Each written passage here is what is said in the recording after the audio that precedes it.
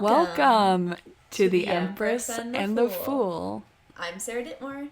And I'm Caitlin Gulock. And we're here to discuss all things magical and mystic from the perspective of two curious witches.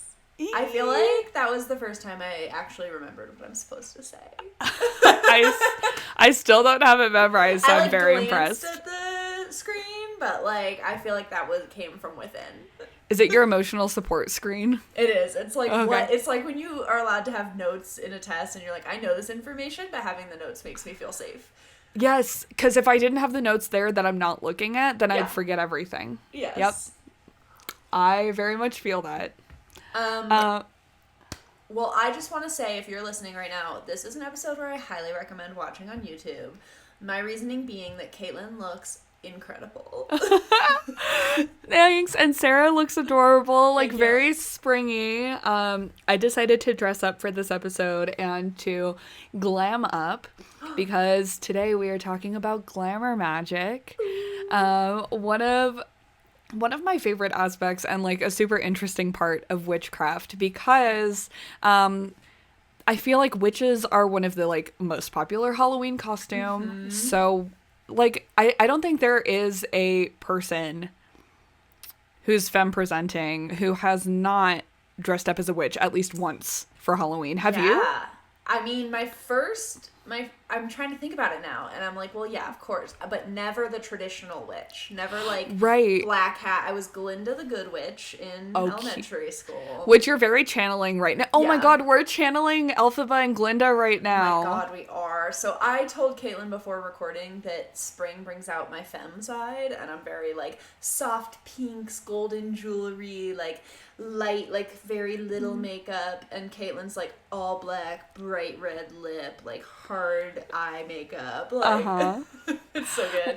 Yeah, I had to do more of the traditional kind of sultry witch, Yeah. So, I'm so excited to talk about this today. And with most episodes, I feel like our research just bred more ideas about more research, because originally this was more about how can you incorporate magic into getting ready every day, into your appearance, or into your kind of self-care routine.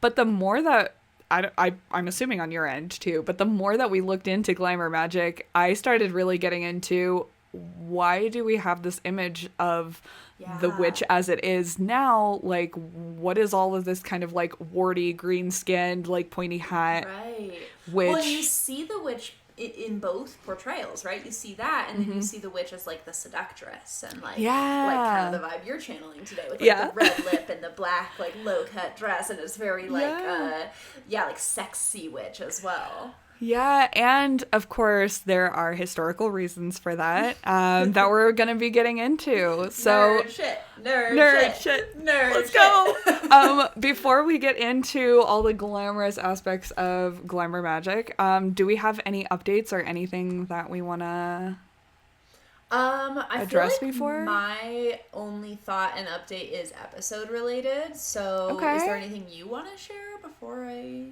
No, not really. Back into episode? No, I don't think so. Easy. Yeah, let's do it.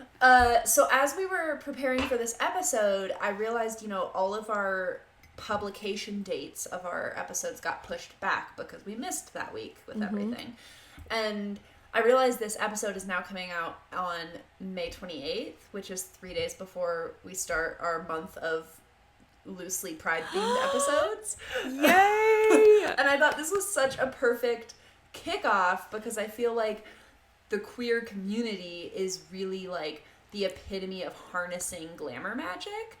Oh, hell yes. Embracing glamour magic and using the way you dress, the colors you wear, the way you present aesthetically as a way of forming who you are and how you're seen by the world, and playing with identity and playing with illusion versus reality, and all of those things that come up in the queer world, and I was like, oh my gosh, we totally unintentionally picked the perfect kickoff for Pride Week or Pride Month. Oh, Oh my gosh, imagine if it was a week. No. I mean, we there's use a whole Pride year. We do like a Pride week in Truckee, which is why I've been thinking of it that way. I see. But yes, Pride Month.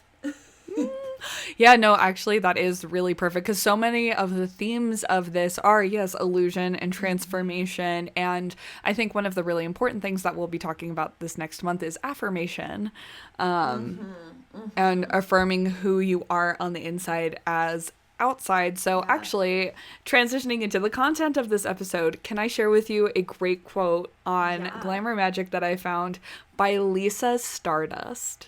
What a name. I know. No shade, but I feel like I might struggle to be friends with Lisa Stardust. Well, not after this quote, because you're gonna love this. This is showing my bias. I hear that name and I'm immediately like, oh, she totally changed her last name to be like, ooh, I'm so magical and like, ooh, connected to the stars. But I've been burned by a lot of white people in the spiritual community, so. Which is totally understandable because Let's reclaim it through Lisa Stardust. Tell me why I should love Lisa Stardust. Yeah, there's a lot of like moonstones and crystal rivers that have probably burned you in the past. But she, in her Teen Vogue article, which I really love for a teen, okay, I know. I'm coming back around already. Okay, yeah. It's a Teen Vogue article, which I was like, oh my gosh, I love. Academic source. Yes, it was teenvogue.edu. .edu? I'm shocked. No, I'm kidding. Oh. I was like, what? How is that possible? my little brain just taking everything as truth. Yeah, as literal. Yeah. So here's the quote from Lisa Stardust that I love. Please tell the teens about witches. By the way, Lisa, go off. Yes. So she says, contrary to popular folklore, like in The Chilling Adventures of Sabrina, glamour magic cannot change your physical appearance or bend other people's will. What it can do is give you the confidence to manifest your desires by highlighting inner and outer beauty. Basically, glamour magic is a way to be a better you so that you can look like on the outside too. Oh, so that you can look like one on the outside too. Once you believe in yourself, others will too. I love that. Yeah, which I feel like is such a great summary of glamour magic. It's not changing in the way that like in Harry Potter, like transmogrifying something. Yes. From a teapot into a broom or something like that. It's actually just like highlighting what's already there. Right. Mm-hmm. Like I think when you know, as we get into like where the word glamour and the concept of glamour magic, one way that the concept of glamour is used is in like, you may have heard it in like Dungeons and Dragons or in like folklore with fae creatures, where a glamour is like an image that someone presents that is like, they basically are in disguise, right? So it's a fae creature who shows up as mortal, or like a spirit who appears as mortal, and that's their glamour that like hides who they really are. And it's like a true like transmutation. Whereas I think glamour magic, the way we use it in the modern world, is much more about like what you said, where it's like harnessing confidence, harnessing strength, harnessing like beauty, harnessing these things through the way you dress, and like pulling in different attributes by the way you do your makeup or how you show up in the world to like channel different energies into yourself, basically. Yeah, and I think it also got so popular in modern times because of RuPaul's Drag Race, and obviously like so many of our influence nowadays is from RuPaul's Drag Race. Happy Pride Month. And so many of, I think like so many of the words and phrases that we use now actually originally came from the trans community, from the queer community, especially from Black trans women. But like drag full in general, not just RuPaul, but like drag as a drag community. in general. Yeah, totally. And like full glam is something that like obviously people use in kind of the makeup sphere, but I remember seeing that mostly in RuPaul's Drag Race in the earlier seasons. They're like, I'm getting in my full glam. Yeah, like putting on my glamour. Yeah, putting on my glamour, which I really love. And it kind of, I think in makeup, it indicates more of like a full coverage, more intense. And it's more about the aesthetic. It's like luxury versus like glamorous versus like my makeup, which is more like soft, you know, or like the like natural no makeup look. Yeah. Yeah. Well, I wanted to share a little bit about like where where glamour comes from, because I think it's really interesting. Sarah, teach me things. I think I just uncovered a new kink of mine.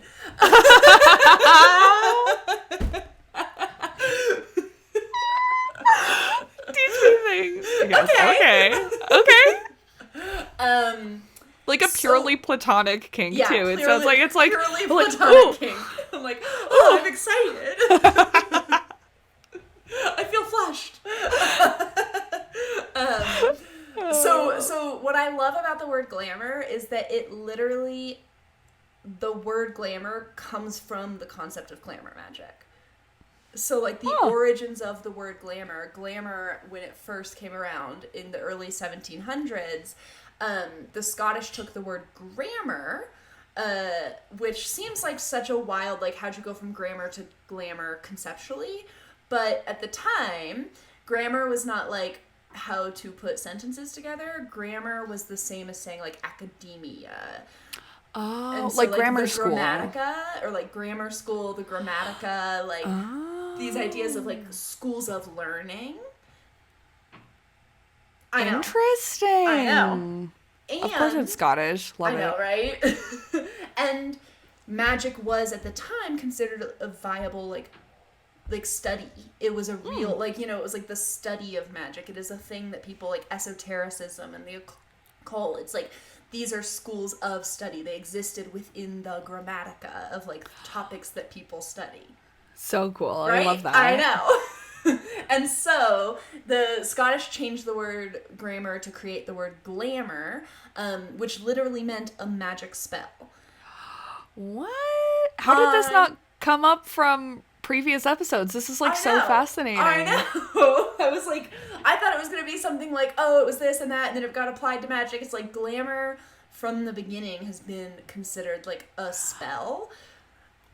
That's amazing. Specifically a spell that was believed to impact the eyesight of the viewer to change how they perceived what they were looking at. So if you were wearing a necklace, for example, that had a glamour, it wouldn't change what you looked like, but it would change the way the person looking at you perceived you. Like it blurred their vision. Interesting. Okay. Yeah, I know. So that's where the concept glamour comes from. And then like it could be used to make yourself more desirable. I think of the classic Snow White of like she comes across as this very like the like stepmother, wicked witch, whatever she is, comes across as a very like appealing younger woman, and then when her glamour is removed, she's actually this like old scary lady. Right. Okay. Right? So it could be used to make yourself more desirable. It could be used to just disguise yourself or like change the way you're perceived. Or make yourself less perceptible or more noticeable. And it's still, like, often, when we think about it, used in this way of, like, when you, like you said, you put on your glam, it's like you are making yourself more attractive, making yourself look different. You are, like, changing the way people perceive you. It's just no longer considered a magical act. It's considered a makeup act, a cosmetic act. I love that. Okay. Yes, I know. I'm fascinated. So that's where I just wanted to share that. That's where glamour comes from. We're going to spend most of today's episode focusing a lot more on like what glamour magic is, how to do it, but I just think that history that like it's so rare we come across a word where from the beginning it meant this thing of like magic and witchcraft and spell work. That is so cool. I would never have guessed that. Mm-hmm. I know. I, to be quite honest, often think of glamour magic as like a very, like fake idea. Like not fake in the way it's done, but kind of like a modern idea, I should say, a new age idea. Right. And it's like, oh no, like this concept of glamour magic is like from the beginning. Right. Like, and it kind of seems like more superficial. Like, you know, it's like, yeah, like. Yeah, it's always getting been about ready, appearance, right? Yeah, like, but I think it's so much deeper than just the superficial stuff. It's the superficial and the perception and the illusion, you know.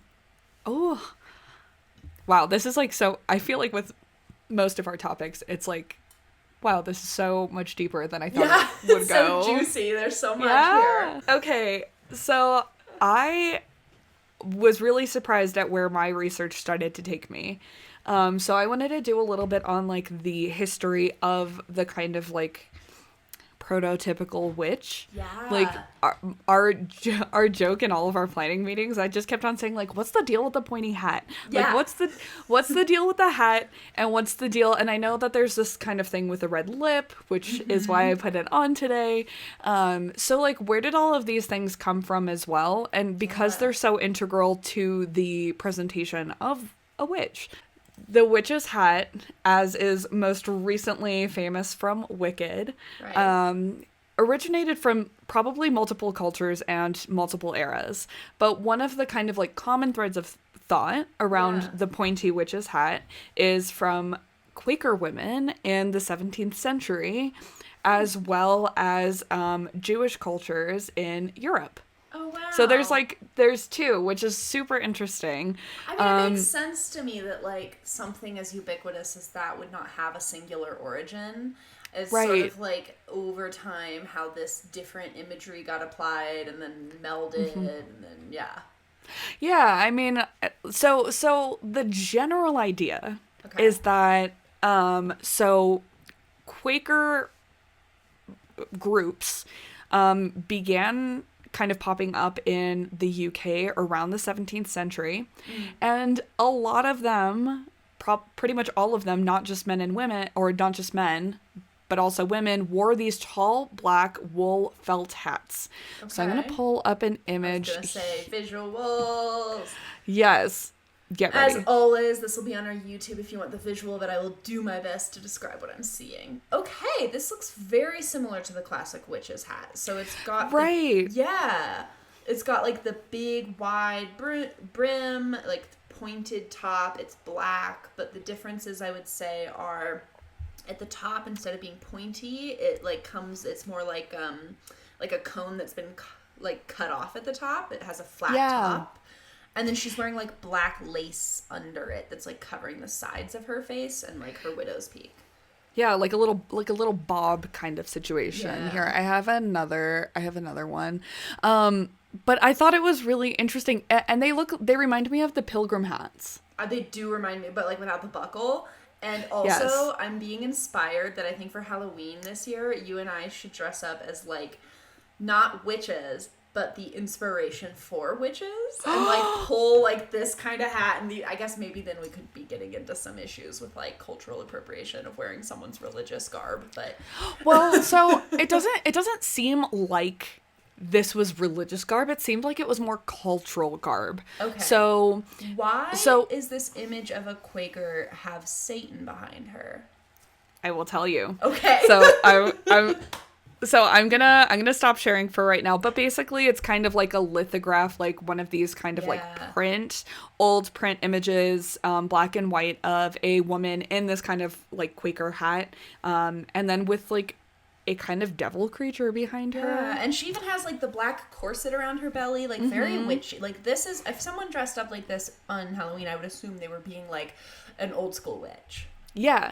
So, one of the things about Quakers is that they're kind of a sect of Christianity that believed in the spiritual equality of men and women, which we love.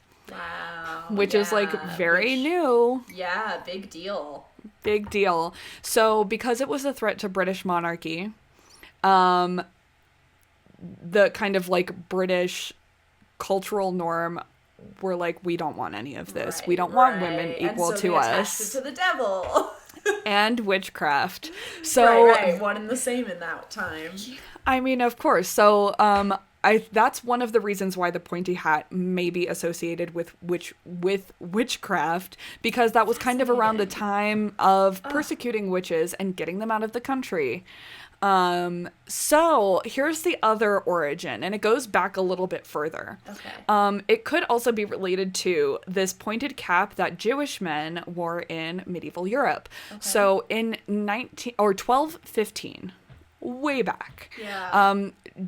Jewish people were forced to wear something called a Judenhut by the Pope when they were in public. Wow. Yes. So if you were going outside and you were the Jewish never got a break from oppression and persecution. Like, god damn. And women. We're like following all the themes of oppression this time. So they were not allowed to leave their homes without wearing this hat.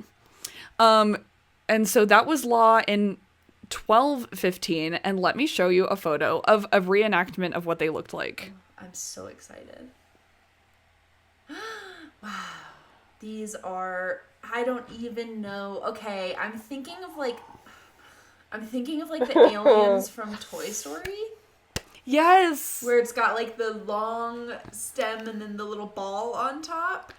But then it like kind of comes down as like a flat, wide cone around the head. So it like, it's almost like those tulip hats. You know, like, you know those like... Yes. You know what I'm talking about? From like the 20s or whatever. Like, yeah, or or a Sorry game piece. Oh my god, it looks exactly like a game piece from the game Sorry. Yes. Like, okay, yes. With like, but it looks like it's made out of some kind of cloth material because it has like holes through the sides, like a thick cloth or like a faux leather. And then it's like tied around the neck. And it's like... God, that's so shitty. Isn't that fascinating, like, not only are we going to make you identify yourself as Jewish so we can oppress you, but we're going to make you wear a silly, stupid hat so that you can't look cool. So here's another medieval print. The man on the right, he has this kind of, it looks like a pawn chess piece or like a bell even. Yeah. So they were forced to wear this in public, and then they were expelled. Jews were expelled from England in 1290, allowed to return less than 400 years later in 1656, which coincided with the formation of the Quakers. Jeez. Okay. Yeah, so Jewish people were made to wear this hat. They were kind of expelled from England and then allowed to come back in. While they were allowed to come back in, the Quakers started kind of coming into fashion. Yeah, so they're thinking that that's where the origin of this kind of pointy hat being associated with witchcraft came from, because it was like... Right, demon, and like at that time, right, witchcraft was very much about like demonizing the other, and like, so building that imagery to kind of say like, ooh, these people have all the signs of like the bad thing that we hate and loves the devil. Yes. So I have a little bit more on traditional witches. For it. I'm loving this. Yay. So the other thing that's associated is the black dress. Oh my god, I have a witch's hat too. I didn't even put it on. I can't go over my headphones. For the like YouTube thumbnail, you can give yourself a witch's hat and yeah. Perfect. Done. Okay, I'll just do. Yeah. Okay. For the thumbnail later. Okay, so I have a quote from a woman. Her name is Catherine Walker. She is an assistant professor of English, specializing in the history of magic and 16th and 17th century culture. Okay. Which is... I want a PhD in that. I literally put in my notes, parentheses, dream job for Sarah. Yeah. I have often thought about, like, could I go back to school and just, like, study magic but pretend I'm doing it from history and then people will let me? Yes, you can. Somewhere. Yes, you can. That's the dream. Go back to Edinburgh. So, Miss Catherine Walker said, historically, healing women and others who would later be called witches would wear what everyone else in their village community did. Homemade clothes that were made to be functional. Right. Classic. They were pretty much all black, but I think it was more associated that with healing women, they would wear these black dresses, so witches also wear black dresses. Yeah, and it makes sense, like, from a practical standpoint, the healing women are working with, like, salves and balms and things that are messy and stained, so they don't want something that shows that. And then, like, those women became, like, oppressed and became the quote-unquote witch, as we talk about in our What is a Witch episode. And then what they wear becomes demonized. Fascinating. 100%. And then black is also a color associated with the devil. Right. So it's just kind of because of racism, and also like black is such a versatile color. I don't know why, or like it's such a functional dress. I don't know. I mean, it's very much right. Like the dark was bad, the light was good. Like, which is so problematic. Yeah. So then we get to the pointy shoes.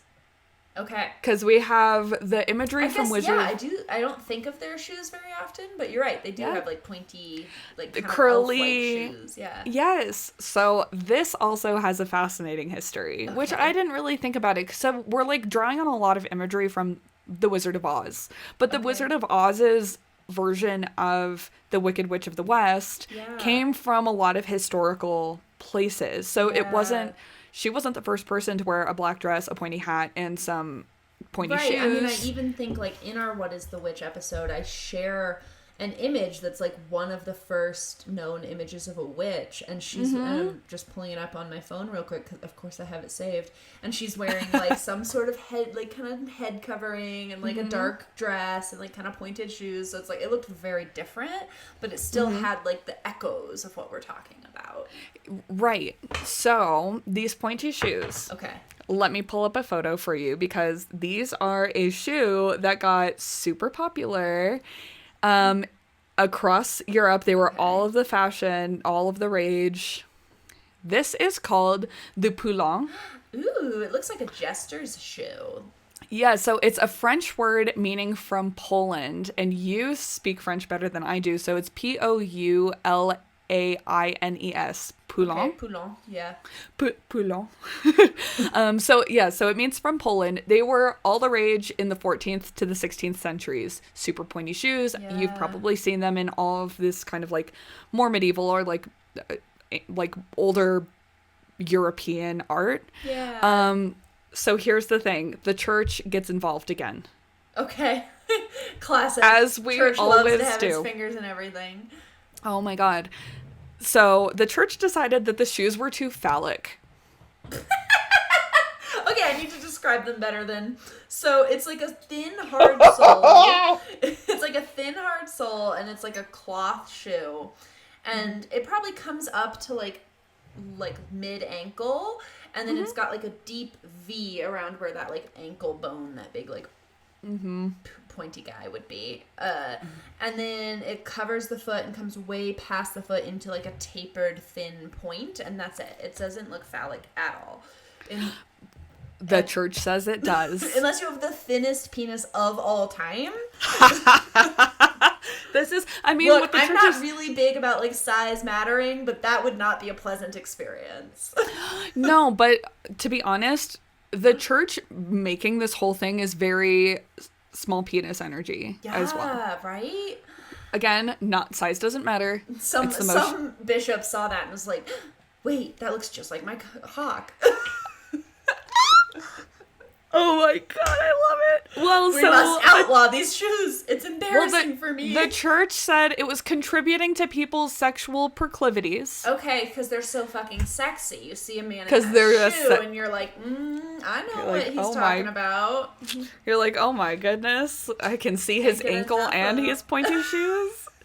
Oh, wow. So here's the other thing, is that while you were wearing these shoes, you also could not kneel and pray to God. Oh, that's true, because of the pointy part. But could you just... Yes. You know, okay, one, just fucking take your shoes off. Two, literally today, I was, like, mulling over and started, like, writing this poem about, like, is there one right way to pray? And, like, why do we have to kneel? Why can't we stand? Why can't we dance? Why can't we sing? Like exploring other forms of prayer. And I feel like, that fuck them and their subservience. Right, so I want sexy shoes.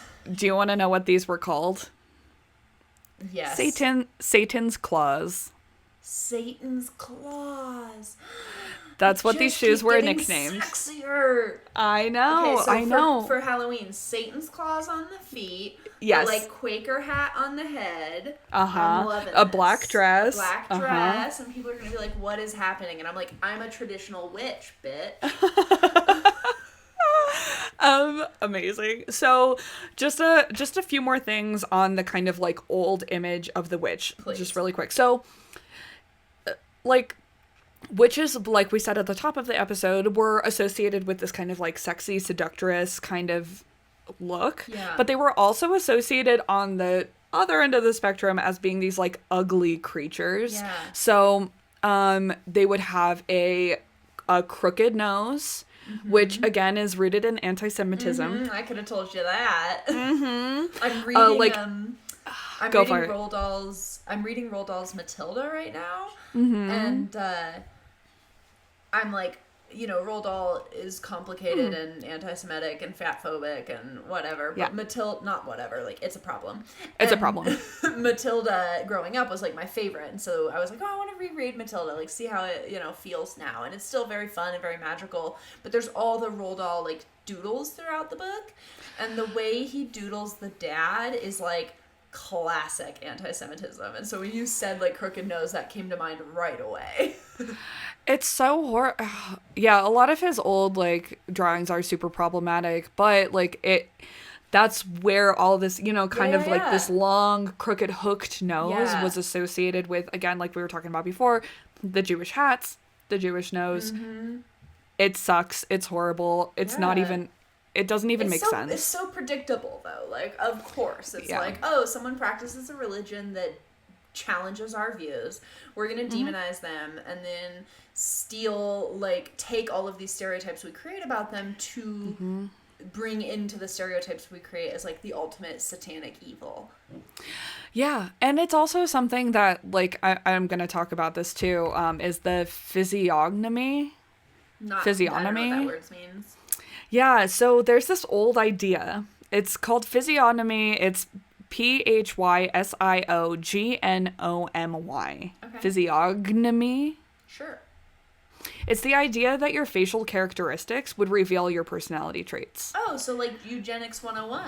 Yeah, it is eugenics. It's absolutely based in eugenics. Is that if you have a certain set eyes or a certain set nose, that you were trustworthy or that you were more likely to be a criminal. And so the more Aryan? And the more Aryan those features, the more trustworthy, pure, and perfect you are. Yeah. So it's a lot of the stuff that we see with traditional witches is based in this, like, really horribly racist, outdated practice that people thought they could tell a lot about you based on your facial features, which is dumb. Dumb.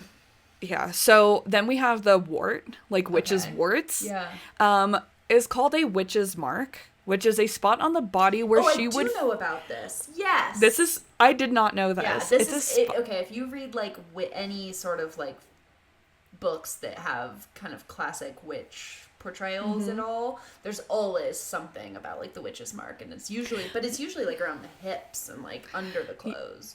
Yeah, so it's supposed to be a spot on the body where you could identify that somebody is a witch, but it's the spot where she would feed her demonic familiar from. Yeah. Which is really weird. Yeah, it's like a nipple. It was like, and that's why it's like the wart is kind of nipply.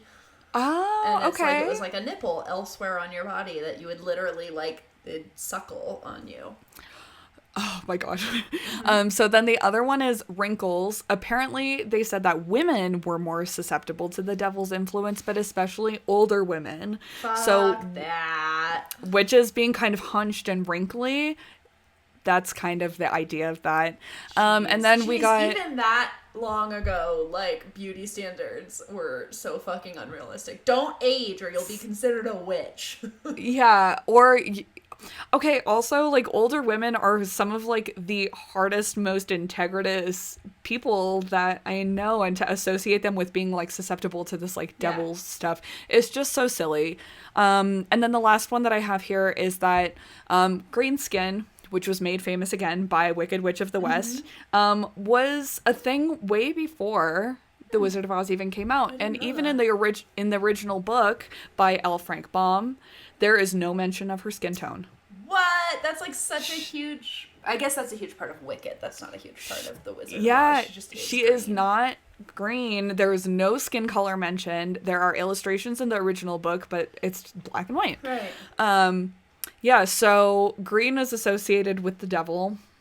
I don't know why. Yeah. I don't know why. But also there's an idea that, too, they made her green to not only draw on this idea of green being a devilish color, but also that was the first movie that came out in Technicolor, so they really wanted to, like, show off what they could do. What they could do. So that's a brief history a very brief history. We could do like 3 episodes on this. That's fascinating. I know. So it's not really to do with necessary glamour magic, but as we're talking about like witches' appearances, I feel like we do have to talk about this. And there's some other little like historical things that I'll touch on when we start to get into how to do glamour like makeup. So I have more historical facts. It's not necessarily directly like about how we harness the power of glamour magic, which we'll get into.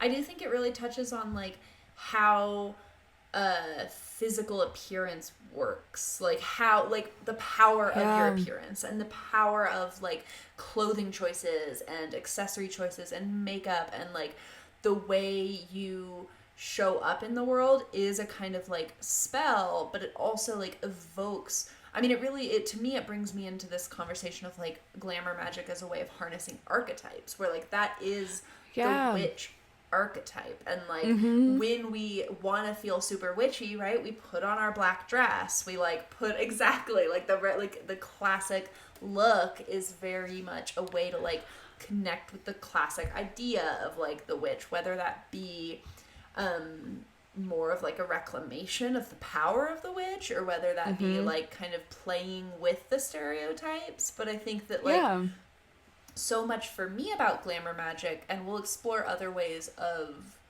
using it, but for me it's a way of playing with archetypes, and it's a way of saying like, okay, I want to connect with this idea of like the sexy empowered classic witch, or the like rebellious like fuck the power, I'm gonna do what I want, like, you know, kind of like subversive energy of the witch. And so then you like can dress like that or wear that. Or for me, this can be much more simple of like, you know, I want to feel sexy, so I'm gonna put on heels and red lips. Or I want to feel like like sometimes when I'm struggling to get work done at home, it's like, okay, I'm gonna dress kind of like I would if I were going to like an office, or like to feel really like serious and badass and like get my shit done, you know?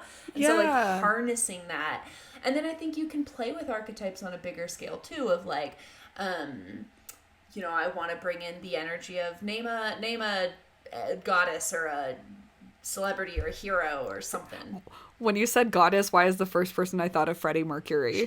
Great. Love that. You want to channel, so you want to channel the archetype of Freddie Mercury, and you want to like bring in that energy or that essence. You can dress in ways that are inspired by Freddie Mercury, so that like you are harnessing that energy. And so I think that while there's a lot of like simpler ways to play with glamour magic that we're going to get into, I think on like a larger scale, it's a really great way to like connect with these archetypes. And we do that by connecting with like the stereotypical or traditional dress and appearance and essence of those people, right? Yeah, I feel like it's like playing dress up. Absolutely. It's like, and there's so much power in that too, like the power of imagination and the power of dress up. But when you are like when you're wearing that thing, you feel more like that thing or that role. Like my version of like getting work done is to like, I have blue light blocking glasses for it helps with migraines, but when I put my blue light blocking like little like frames on, I feel like I'm gonna be more productive. So it's kind of this, you know, or like wearing your lucky bracelet for exams or something like that. Yeah, like having these things really does give you power beyond what it actually is. And I think that's like the essence of glamour magic is if you want to feel fabulous and confident, slap on a Freddie Mercury mustache and you're him. Well, and I think that's like the spectrum, right? Is like, okay, I want to feel a little more confident today, so I'm gonna like wear the color red because red is associated with confidence. And then on the other spectrum, other end of the spectrum, we have like full on like ceremonial dress, right? And so like when you look at classical occult, they would wear like head to toe dress that was based on the energy they were going to work with. So if you were working with like this energy of Mercury, you would wear the colors associated with Mercury, and you would wear like you would wear symbols and shapes and charms that channeled that energy. And the idea was that by dressing in that energy, you were quite literally like harnessing the energy in your body and like making your body like a temple to whatever archetype you're working with through dress. That's really cool, right?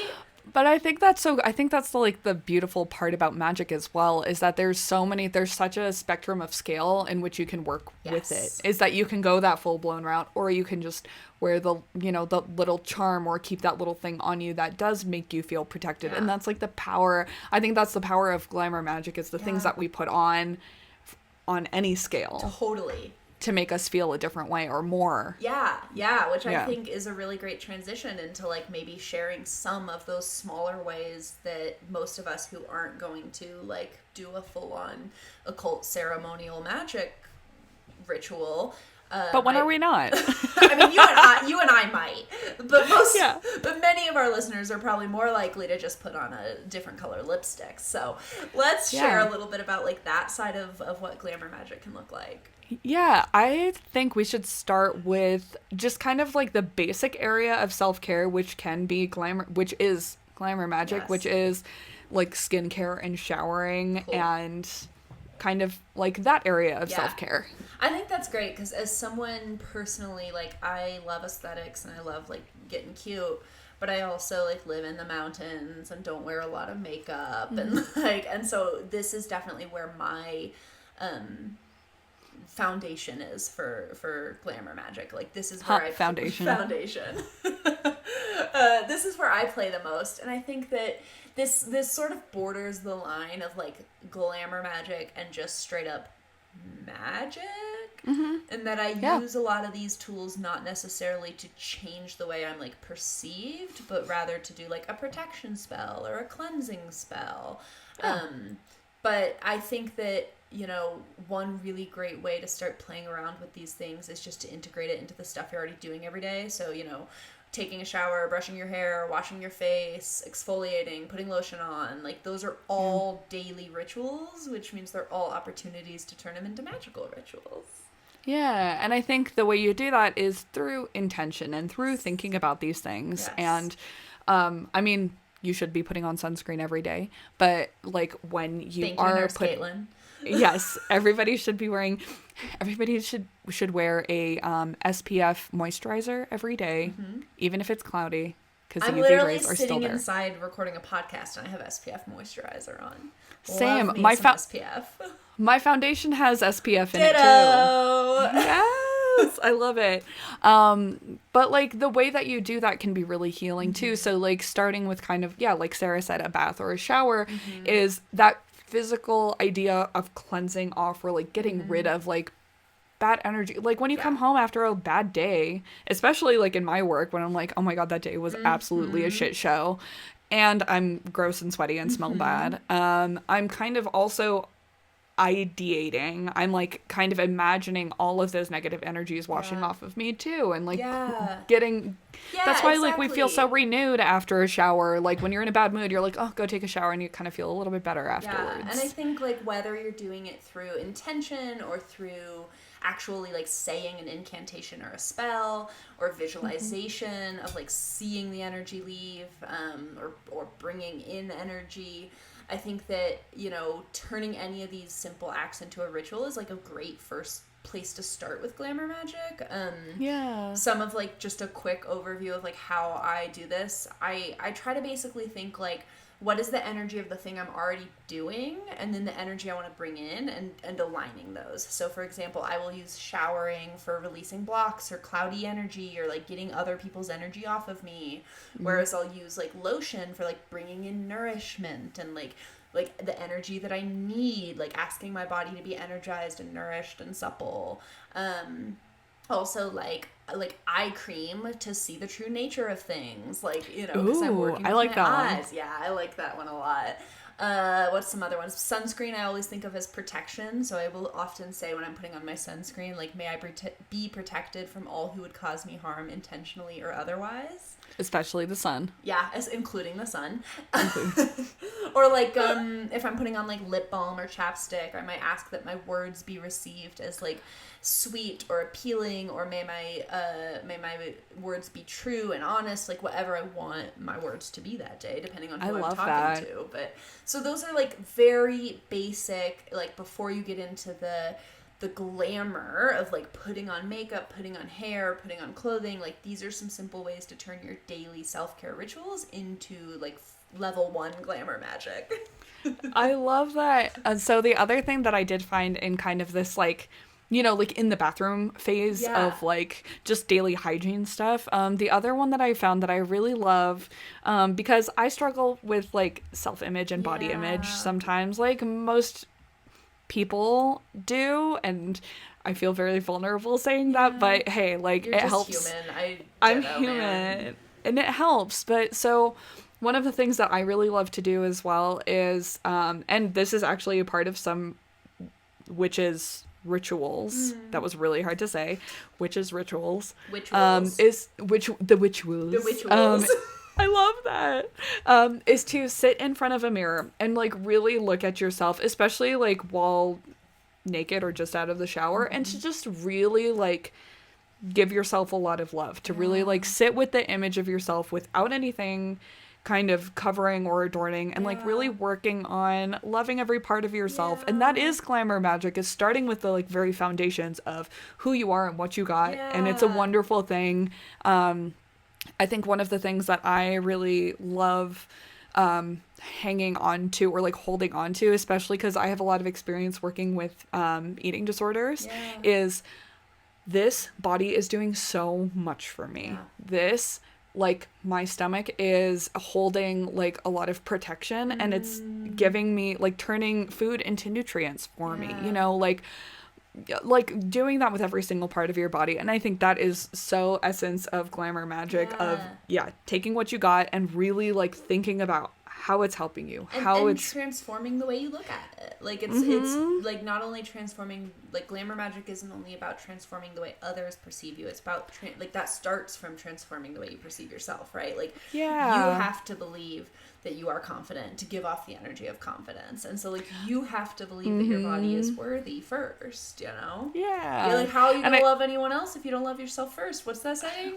RuPaul. Yeah. If you can't love yourself, how the hell are you gonna love anyone else? Exactly. Exactly. Yeah. So I think that's really important. Everybody should practice that. And if you have a whiteboard marker, or like a dry erase marker, you can write some nice affirmations on your mirror to help protect you and give you that like confidence boost that you need, which I very highly recommend. I feel inclined to share the affirmation I've been working with lately in case anyone finds it supportive. Please. Share.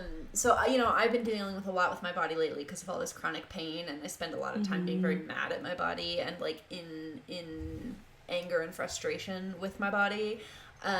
So I've just been trying to like include a daily like body affirmation to reconnect with my body and remember that even when I'm in pain, like I still like that I have this body.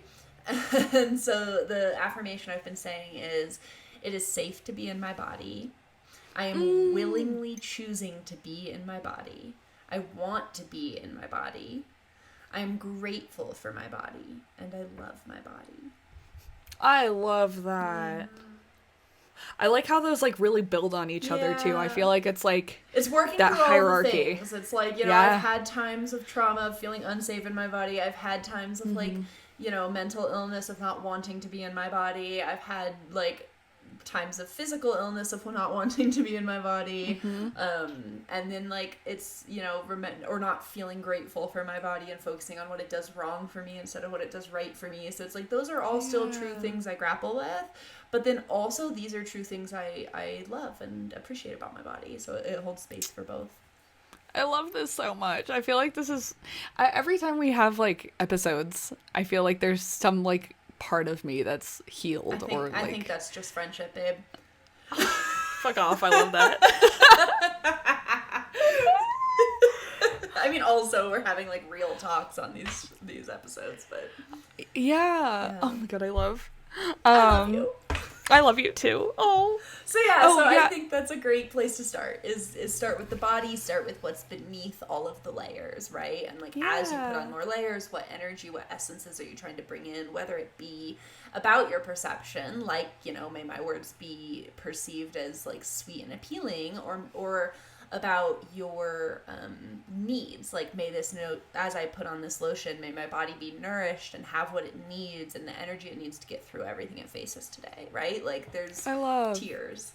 Yeah. So whatever you need, use as you will. Yes.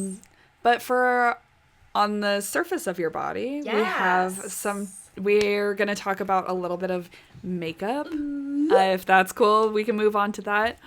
And as before, I have a little bit of a history on makeup, which I'm so excited.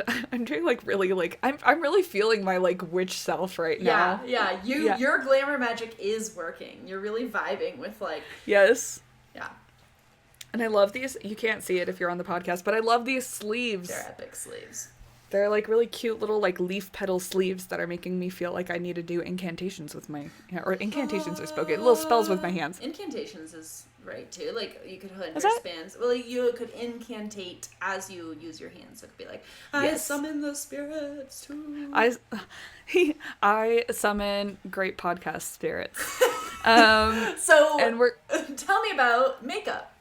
Yeah, so I don't wear makeup every day, but I really do love playing with it as an expression of just having fun and, kind of accentuating features. And yeah, for me, it's mostly just fun. Yeah. When I was younger, I really did not know what to do with makeup. I didn't touch eyeshadow until I was 20 something. Yeah. I couldn't figure it out. But as soon as I kind of realized that it was an opportunity for me to express myself and an opportunity to play with color and art and paint things on my face and just have a really good that kind of inner child energy of dress up. I really came around to it and I really love doing fun makeup looks. So it's it's been a interesting journey for me, and I do want to go into history of stuff, but I also wanted to give you an opportunity to share what your relationship with makeup is too. Yeah, I feel the exact opposite. Oh. I mean, not the exact opposite, and that I also agree that makeup is a very beautiful way to express yourself and play with how you want to show up and what you want to channel energetically. But for me, I wore makeup all the time as a teenager and in my 20s. But my makeup was very much a skincare routine. It was okay, gotta get ready, put on the eyeliner, put on the mascara. That's just how you show up in the world. I grew up in a very affluent white town where I was one of the only girls who didn't wear juicy. Everything was very designer, everything was very couture, and so you didn't go to school without makeup on if you were a woman. It was very much that's just part of what you do in the morning is you're getting ready for the day. So for me it was not this mystery, but it was also not a fun let's play with makeup. It's I gotta I had the same kind of thing I'd put on every day. It was part of my routine. Only times I would play with it was for Halloween or for Spirit Week, where you would dress up in different whatever. Yeah. But then as I got older, I definitely got interested in the play aspect of it. I remember specifically when you and I were roommates, we had a day where we were not gonna go anywhere or do anything with it, but just for the hell of it decided to I think we were going for fae princesses or fairy fae creature, forest fae I think was the essence of let's just do forest fae makeup, and we just played and put dots and colors, and it was just such a liberating moment for me of I don't look good, I don't look I don't look sexy, I don't look the way I'm supposed to as I present myself to the world according to the norms I've been told. But that doesn't matter because that's not what this is about. And so now that's much more my relationship to makeup. I'd say I don't wear makeup very often because it's just so much work. I agree. and especially being out here where I'm in the mountains and it's half the time I'm not seeing anyone, and if I am, it's we're all in our hiking boots and tank tops. I don't feel inclined to put on makeup most days. I almost anytime I do go dress to go out, I'll put on mascara because to me it makes me feel I am channeling the glamour of like feeling more awake and present and open, like in a way. Mine is a wing eyeliner. Okay.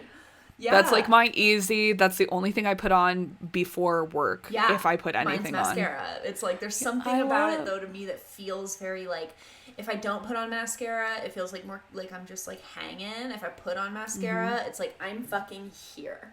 Like, I see you. Yes, I see you. I see everything. I love that. But yeah, and then if I'm like going to a formal event or I'm going to like dressing up for a party or something, I'll put on makeup, but I'm usually thinking very much more about like the glamour magic of it all these days. Like if I'm putting on makeup, I'm thinking like the colors are not really about how they look. They're more about like, ooh, I want dark colors because I'm going for like, I want to feel like sexy and sultry, or like, ooh, I want bright colors because I want to feel like big and I want to take up a lot of space. And so definitely for me, makeup has transformed into like a rare practice, but when I do it, it's a magical practice.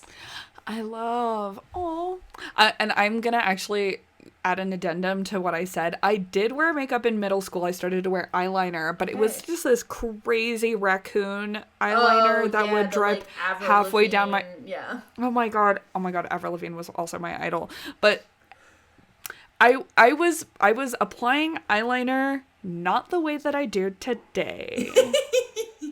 Valid. Oh my gosh, maybe we should do a bonus episode sometime of putting on makeup the way that we used to in like middle and high school. Channeling our inner teens. Yes.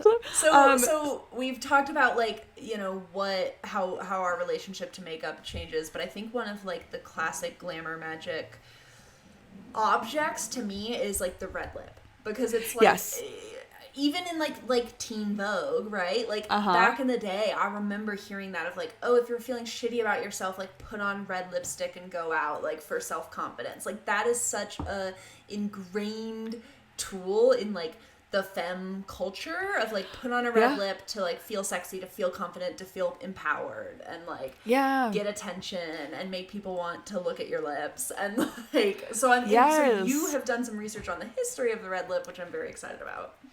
Yeah, and I feel like that is, I think so, I'm definitely not this person, especially until liquid lips that don't like move what I'm wearing today.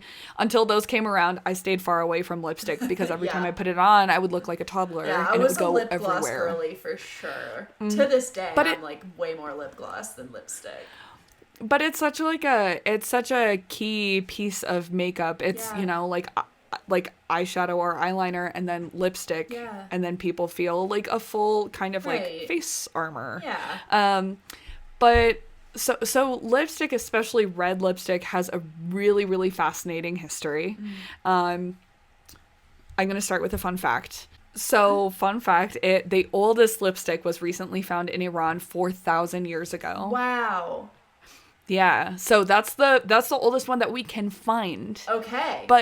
But lipstick was also made out of a lot of organic materials. Right, it wasn't... So, and was it lipstick or lip decor, if that makes sense? Like lip stain. Like people used to use like pots and not have like the actual stick until much later. Right, so that's still considered... We're using lipstick as a kind of casual term for a lip coloring. Okay, because I know there's like a history of like the invention of the lipstick being much more modern. But as like, the twisty... Or just any twisty sort of one. like stick application instead of like a pot with a brush, you know? So I think the pot with the brush we're going to also call lipstick because it sticks to your lips. I don't know. I'm here for it. So let's see. Okay, so one of the key ingredients of lipstick is carmine, which is crushed red beetles. This is what Cleopatra used to use, and that is also the ingredient still used in a lot of makeup today. Wow. Yes. And so if you're looking for vegan makeup, it will not include crushed beetles. And I looked this up because I was really curious. Apparently red is a really hard pigment to make without carmine. I believe that because I feel like no shade on vegan makeup, but the pigments are usually like much earthier, much duller. Like they don't have that they fade. They either fade really quickly or they stay on and stain forever. It's one of the two. So that pigment is really hard to replicate in a way that either stays or doesn't stain your face forever. Yeah. So red lipstick was also associated really heavily with like Cleopatra, and the elite. Okay. There's a lot of people who, used to use kind of like berries or wine or kind of other organic materials to coat their lips to make them look more vibrant, more lush. And just like the expense of that, of course it's going to be like for the bourgeoisie. Like the everyday person is not going to have the money for like hand-crushed beetle juice. Right. But so we also see this kind of difference in some societies, lipstick is associated with the elite, and then in others it's associated with sex workers or like the red light peasants. Okay. Yeah, so in Greece around the same time, or like ancient Greece, it was associated with sex workers. And one of the ingredients, disgustingly, I'm so sorry, I was going to say no shade, but absolutely shade, was made with crocodile poop. Oh, okay. We got creative. I mean, aren't like red gummy candies made from like the anal glands of beavers? Isn't that a thing? Perfume. Okay, I was like, I think there's a red dye too that's got something to do with Is that. there really? Yeah. But so we can't give too much shade. Yeah, there's some. I mean, those inventors. I'm not gonna think too much about it, but y'all are nasty. So, let's see. In the Roman Empire, red lipstick was made with vermilion. Okay. Which is still a color, like, a color name that we use. Also, carmine is also a color name that we use. But vermilion had loads of mercury in it. Oh, fun. And just a little, like, fun fact, another fun fact is the phrase kiss of death comes from the ingredients used to make lipstick. Wow, because they were poisonous? Because lipstick was made, so vermilion had a ton of mercury in it, but other ingredients in lipstick were white lead, Cool. fucus algin, which had a ton of iodine in it, straight up iodine, and bromine, which all are super poisonous to be ingested, have great uses outside. Iodine is good for your system only in tiny amounts. Which gets me in the mindset of like, is this where the so okay, I have two theories and I'm interested in you telling me. So my theory is of like the red lip being associated with like the seductress, the witch, right? This energy would be one of two things.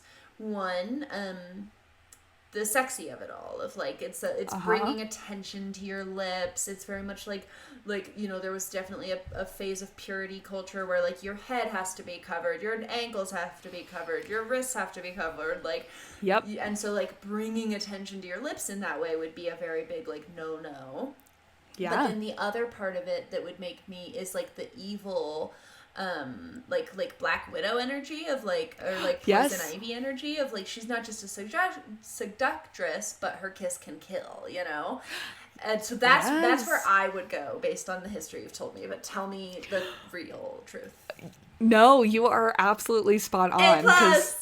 A+ for Sarah, because a lot of these ingredients were super toxic and really horribly bad. Our lipstick now is way better. I would hope, to say minimally. But you touch on something that we're going to get into next is the Crusades, which is a horrible time for everyone. The Crusades is a bunch of Christians trying to go into countries where they're not practicing Christianity and telling them that they're wrong, is the quickest version I can tell you. Love it. So makeup is in opposition to a lot of Christian teachings that are humility and natural beauty. So wearing lipstick and wearing other sorts of makeup are frowned upon. I mean, I remember. So you were totally right. When I was in Ghana, someone telling me like my pierced ears and my tattoos, they said specifically like, why would you want to change the body God gave you? And so it's very much that concept of like the body God gave you is the right one, the pure one, and then anything you add to it or change about it is devil worship. I think there's some aspect of that that's kind of like admirable if that's a personal choice, but not to put on somebody else, right? Your body, you get to do what you want, but if somebody holds those values... and I think there's a big difference between like honoring and loving the body that you have versus thinking that, like, doing anything to that body is evil. Right. Totally. So that's what the Crusaders thought, which is we don't want any of that. Please don't do that. So next in kind of our next moment in history is we have Elizabeth I. Oh. She reigned from 1558 to 1603. She wore red lipstick and everyone was obsessed. We love Lizzie. She is wearing the red lip. She is bold. Her like signature look was this kind of white foundation and bright red lip. Okay. There's some little things in there too. Tons of white lead were used in that foundation. Yeah, of course. And that red lip also had a bunch of lead and other toxic stuff in it too. There's also a really fascinating book and kind of school of thought is a lot of our beauty standards are based on the white elite and based on images of tuberculosis. I was just about to say, I just read the John Green tuberculosis book, and he talks about this, like, this white face, red lip, because tuberculosis for a while was, like, the disease of the poets, and it was a very, like, sexy disease. And and thinness. Yeah, and so it was, like, thin, white skin, like not white as in, like, European white, but white as in, like, white page, like vampire white. Red lip, thin body was very much like a tuberculosis image driven by tuberculosis, which is fascinating. Yeah. So that was Lizzie's look. Okay. Lizzie the First she loved a definitely rocked. Vibe. Yeah. So they actually at that time thought that red lipstick could ward off death. Oh, because like vitality maybe, or also just protection? I think so. Like red is a color of protection? Maybe some sort of combination of those two. But her reign ended in 1603. Next, we have James. Mr. Jimothy is coming into the scene, 1603 to 1625. I should never be a history teacher. No, you would be a great history teacher. I would love to learn from you. Jimmy is coming on the scene, and he is super worried about witchcraft. Okay. So he comes in, and he's like, this sucks. Yeah. And so he starts also sowing seeds of doubt, because towards the end of her reign, Elizabeth I has a couple of kind of like questionable moral things. So then the red lip became associated with questionable morality. While she was popular, red lip was all the rage. After, classic. Not so much. So then a little bit later, little over 100 years later, in 1770, they passed a law in England, I'm pretty sure. Yes, in England. They passed a law saying that any woman using makeup as a means of tricking men into marrying them could be tried as a witch. Oh, wow. So literal glamour magic. Literal glamour magic. Also, like, takes me to where we are now with, like, makeup as, like, you get the weird misogyny of, like, oh, like, she's tricking me with, like, I don't know what her face actually looks like. Or, like, with trans appearance and, like, drag appearance of, like, you know, they're using, like, this, like, appearance of makeup and hair and clothing to, like, trick us into thinking they're something other than they are, which is all just, exactly. like, super homophobic and stupid, but... Okay, well, it's really... So it was going on in the 1600s. Surprise, surprise. Yeah, so, 1770, they're like, no, witch, okay. You're a witch. You're trying to trick him into liking you more by wearing makeup, which sucks. Yeah. So, but side note, in France, they didn't give a fuck. Shocker. In France, upper class women were wearing lots of makeup, and actually bare faces were made for the peasantry because you couldn't afford it. Which is like what I would think kind of intuitively, but maybe I just, you know, I got some French ancestors. Maybe I'm tapping into that energy. Well, I think there's this like weird thing of for some societies it's for the wealthy elite, and for other societies it's for sex workers like and perceived witches. Yeah, so it kind of flip-flops between different cultures based on their values and morality.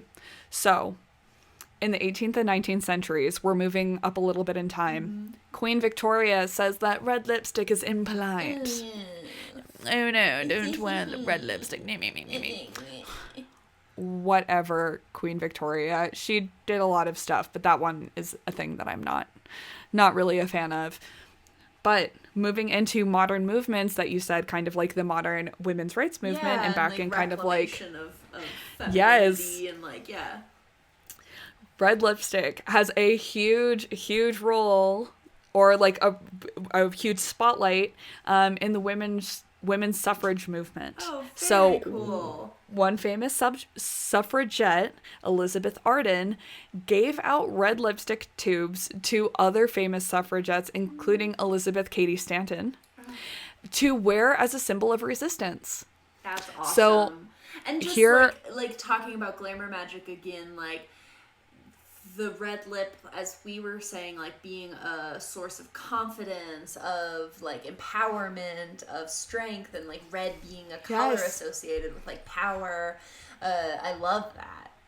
And as women's rights. So here's a poster that is based on Elizabeth Arden's stunt that she did, because this actually began to be super popular in World War II as well. So here's one of the posters from World War II. The shade of red is called Victory Red. It's very hot.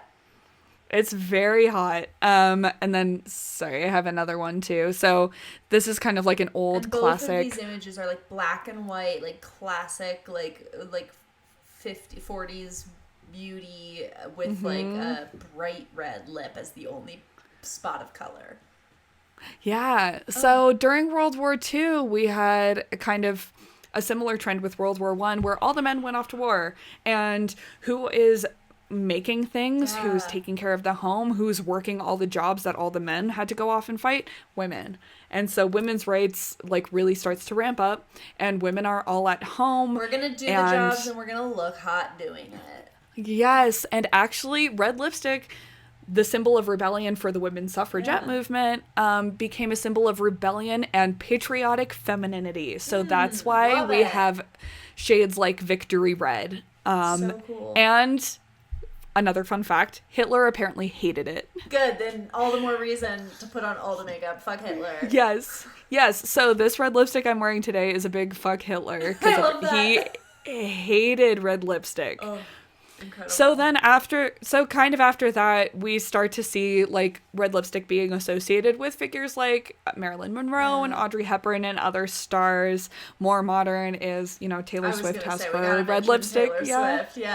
Yeah. So it has this really wild history of being kind of poisonous, associated with the elite, associated with peasantry, associated with sex workers. But I also think that history is so interesting, like not only for just the history of the red lip, but also that history of like seeing how makeup and the use of makeup has had that history of both being like a form of empowerment, a form of like self-expression, but also seen as like trickery and illusion and a magic practice to make people see you differently than you truly are. Yeah, and then you'd be tried as a witch because you wore red lipstick and tricked your husband, who couldn't see the rest of your face. Right, who was like, I only loved her for the red lipstick? Like, that's a you problem, dude. Yeah, which is wild. I love that. Okay. So based on that history, red lips, and based on the more modern history, is red lipstick or any kind of bold lipstick can really enhance your kind of like sensuality, sexuality, your boldness. I don't usually wear this makeup shade, but when I do, I'm like going out, I'm trying to look my best. I feel like very confident. And also like a great way to channel, like touching on that archetype again of like channeling the archetype of these like strong revolutionary women who were like, no, we're not going to take your rules, we're going to do what we want. Yeah. I love that. It's so cool that they're like, all right, girls, we're gonna go and